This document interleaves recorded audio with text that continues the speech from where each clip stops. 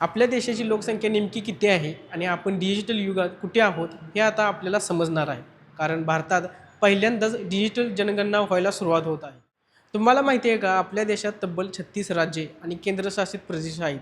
7,092 तालुके, 5,128 शहरी भाग आणि 6,39,902 गावं आहेत.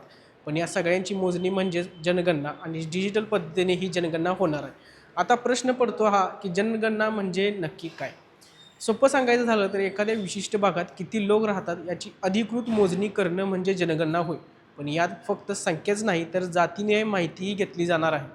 आणि हो, 1948च्या जनगणना कायद्यानुसार सेक्शन 8 अन्वये जनगणनेत विचारलेल्या प्रश्नाची खरी उत्तरं देणं हे प्रत्येक नागरिकांवर कायदेशीर बंधनकारक असणार आहे. तर ही डिजिटल जनगणना कशी होणार आहे याचे महत्त्वाचे 3 टप्पे आहेत. पहिला टप्पा सेल्फ इम्युरेशन म्हणजेच तुम्ही तुमची माहिती स्वतः ऑनलाईन भरू शकता. यामुळे चुका कमी होतील आणि काम वेगाने होणार आहे. पण लक्षात ठेवा, ऑनलाईन माहिती भरली तरीही सरकारी कर्मचारी प्रत्यक्षरित्या पडताळणीसाठी तुमच्या घरी येणारच आहेत. दुसरा टप्पा हाऊस लिस्टिंग. यात प्रत्येक घर, इमारत आणि बांधकामाची नोंद केली जाईल.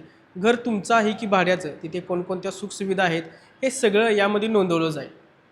तिसरा आणि महत्त्वाचा टप्पा म्हणजे लोकसंख्या गणना. यात अधिकारी दारोदारी जाऊन तुमच्या कुटुंबाची माहिती घेतील.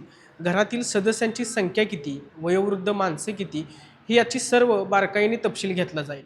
जनगणना 2027साठी ही प्रक्रिया एप्रिल ते सप्टेंबर 2026 या काळात पार पडणार आहे. यासाठी 30 दिवसांचा कालावधी असेल आणि माहिती भरण्यासाठी वेबसाईट आणि ॲप एकूण 16 भाषांमध्ये उपलब्ध असणार आहेत. यावेळी जातीने जनगणना होणार आहे, ज्यामध्ये सामाजिक आणि आर्थिकदृष्ट्या मागास वर्गाची नोंद होईल.